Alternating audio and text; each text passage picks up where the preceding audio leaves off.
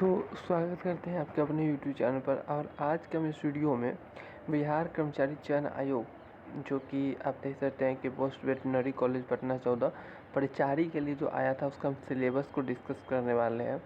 तो क्यों सिलेबस को डिस्कस करने वाले, क्योंकि बहुत सारे बच्चे ऐसे होते हैं जिनको पता ही नहीं रहता कि आखिर पढ़ना क्या है। तो ऐसे बच्चों के लिए ये चैनल हम बनाए हैं ताकि उनके सिलेबस को पता करें और उसको पढ़ा सकें। तो चलिए स्टार्ट करते हैं भाई, ठीक है। और सिलेबस को अगर आपको जानना है तो नीचे 4 नंबर पारा पे आइएगा। तो यहाँ नीचे की ओर अगर आप आइएगा स्क्रॉल करते करते उम्र सीमा, अधिकतम उम्र सीमा इसके नीचे वाला पर ही होगा। ये देखिए परीक्षा की प्रकृति। देखिए परीक्षा जो होगा वो आपको बिल्कुल ऑब्जेक्टिव ही होने वाला है। और बिल्कुल बात करेंगे तो ऑब्जेक्टिव होगा, ठीक है। ऑब्जेक्टिव क्वेश्चन मतलब ऑब्जेक्टिव साइड टॉपिक जैसे एक का ए, 2 एक के बी, एक के सी, इस टाइप से आप क्वेश्चन रहेगा।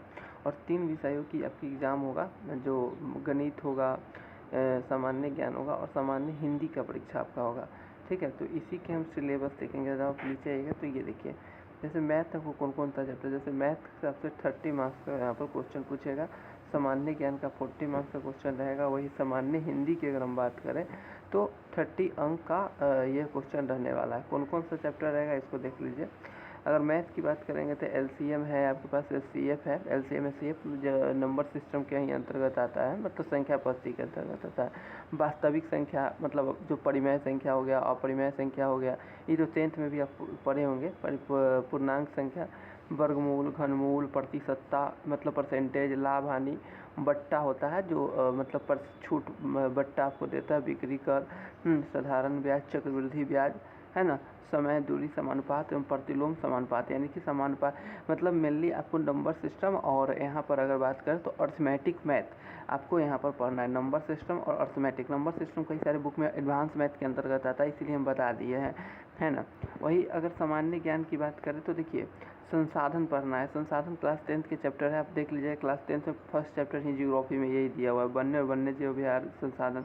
जल संसाधन 10th का ही है। कृषि फसल ये भी 10th का है। खनिज एवं ऊर्जा संसाधन,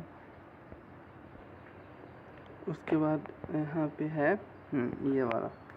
उसके बाद यहाँ पर खनिज एवं ऊर्जा संसाधन, विनिर्माण उद्योग यानी 10th में। राष्ट्रीय अर्थव्यवस्था ये भी 10th में। मानचित्र अध्ययन ये भी क्लास 10th के ही में ही है। मानचित्र अध्ययन भी आपसे पूछ सकता है। जैसे अब यहाँ से कौन टॉपिक पूछेगा ये आप यहाँ पर नहीं बता सकते, लेकिन संसाधन के बारे में सब आपको 10th क्लास में आपको मिल जाएगा, ठीक है।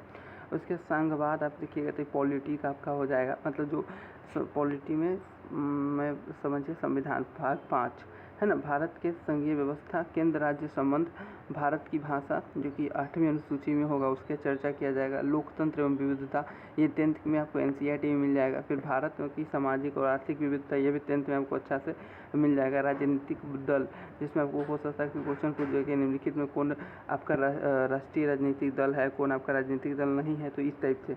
फिर मुद्रा और साख ये भी 10th का चैप्टर हो गया। वैश्वीकरण और साख मतलब क्या होता है, विश्वास, है ना। जैसे बैंक से लोन ये सब लेते हैं तो उसके बाद आप देखिएगा तो वैश्वीकरण और भारतीय अर्थव्यवस्था सबसे क्वेश्चन पूछ सकता है। फिर आपको है व्यापार और भूमंडलीकरण है।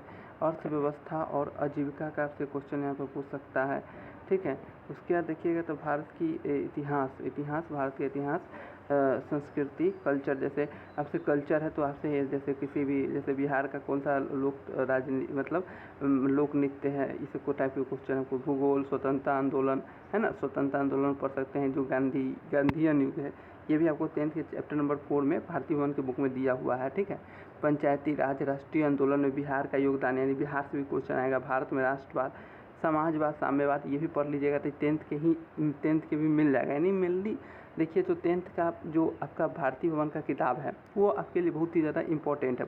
हिस्ट्री, जियोग्राफी, पॉलिटी ये तीनों आप ले सकते हैं। फिर देखिएगा यहाँ पर तो फिजिक्स, साइंस में भी वही है। प्रकाश परावर्तन, फर्स्ट चैप्टर ही परावर्तन और अपवर्तन है। पहला परावर्तन है, दूसरा अपवर्तन है भारतीय भवन में, देख लीजिएगा। मानव नेत्र ये रंग बिरंगा संसार, हालांकि एनसीईआरटी का चैप्टर दिया हुआ है लेकिन आपको भारतीय भवन में इसका अच्छा से आपको मिल जाएगा विवरण। अब मैं क्यों कह रहा हूँ एनसीईआरटी से चॉइस ये है क्योंकि देखिए यहाँ पर थोड़ा सा आपको अच्छा से एक्सप्लेन मिलेगा। और विद्युत है, विद्युत धारा का चुंबकीय प्रभाव है, ऊर्जा का स्रोत है, ये आपको ऊर्जा का स्रोत, एनर्जी, ये भी चैप्टर 10th में ही, लेकिन 10th का फिजिक्स पूरा अगर अच्छा से पढ़ लिए तो साइंस का फिजिक्स कंप्लीट इसका। फिर केमिकल रिएक्शन, ये भी 10th का केमिस्ट्री का है। अम्ल, क्षारक और लवण है। धातु, अधातु है। कार्बन, उसकी यौगिक तत्वों के आवर्त इकाई। जैव प्रक्रम इज बायोलॉजी, यहाँ से स्टार्ट होता है, ये भी 10th में ही आपको मिलेगा। जैव प्रक्रम वही पोषण, श्वसन, उत्सर्जन, ये सब है। जीवों का प्रजनन है। आनुवंशिकता को आप यहाँ पर पढ़ सकते हैं। तो देखिए उसके बाद प्राकृतिक संसाधनों का प्रबंधन, यानी आपको मेनली जो है 10th का फिजिक्स, 10th का केमिस्ट्री, 10th का बायोलॉजी आप पढ़ लीजिएगा तो साइंस वाला चैप्टर आपको कंप्लीट हो जाएगा। फिर हिंदी में देखिएगा तो ग्रामर से क्वेश्चन आएगा, जैसे संज्ञा, सर्वनाम, लिंग, मतलब वही जेंडर वाला जो पढ़ते हैं, पुल्लिंग, स्त्रीलिंग, विशेषण, परिवेशन, पर्यायवाची शब्द, कारक, मुहावरा, काल, संधि, विलोम शब्द, समास, लोक शक्ति, है ना, बहुत सारे चैप्टर आप देख लीजिए, यहाँ पर जो जो चैप्टर है देख लीजिएगा। लेकिन देखिए 30 मार्क्स का है तो आप कोई भी चैप्टर को इनको नहीं है कि आपको पढ़ना क्या है। देखिए नंबर सिस्टम, ठीक है, अर्थमेटिक, 10th का और 9th 10th का भी अगर पढ़ना है तो पढ़ सकते हैं, लेकिन मेनली 10th वाले इतिहास, भूगोल, राजनीतिक शास्त्र पर अगर आप अच्छा से उसको नोट्स बना के याद कर दीजिए। साइंस तो पूरी 10th का है, लेकिन आप पढ़ना है तो 9th का भी पढ़ सकते हैं, लेकिन हाँ 10th में आपका मेनली सब चैप्टर आपको यहाँ पर देखने को मिल जाएगा। जितना भी चैप्टर बताए हैं ना सब 10th में आपको मिल जाएगा। अगर उसको अच्छा से नोट्स बना लीजिएगा, याद कर लीजिएगा तो मेनली हो जाएगा।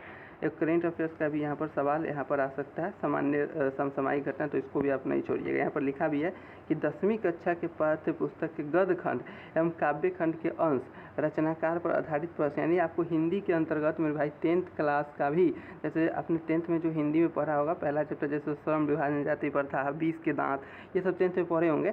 तो बिहार बोर्ड के अगर आप 10th के ये सब चैप्टर भी पढ़ लेते हैं तो आपके लिए बहुत ही ज़्यादा इंपॉर्टेंट यहाँ पर रोल प्ले करेगा। अच्छा, यहाँ पर देखिए क्वालिफाइंग मार्क्स दिया हुआ, तो देखिए क्वालिफाइंग मार्क्स का कोई मतलब नहीं है। देखिए आपको अगर इतना परसेंट लाइएगा तब मतलब कितना, देखिए जैसे यहाँ पर अनारक्षित वर्ग की अगर हम बात कर ले, जैसे 40% है, ठीक है, नंबर जोड़ लीजिए, 30 नंबर का हिंदी हो गया, है ना, और 40 नंबर का विज्ञान हो गया, यानी कि 60 नंबर, 30, 90 नंबर, 90 का अगर 40% निकालिएगा तो 36 नंबर लाइएगा तब पास होइएगा। कटअप नहीं है, कटअप तो उस वक्त, लेकिन 36 नंबर मिनिमम लाना है आपको पास करने के लिए। अगर आप हाँ नहीं सॉरी गलती हम जोड़ लीजिएगा, 30 नंबर 4, 70, 100 नंबर है, तो 100 का 40% निकालिएगा तो 40 नंबर, यानी कि आपको 40 मार्क्स लाना पड़ेगा तब जा करके आप इस एग्ज़ाम में पास होइएगा, ठीक है। उसके बाद आप परीक्षा शुल्क है तो आप इसको इस पर हम वीडियो बना ही नहीं रहे हैं, तो ये आपका सिलेबस है, यानी आपको ये सारी चीज़ कर लेना है, ठीक है।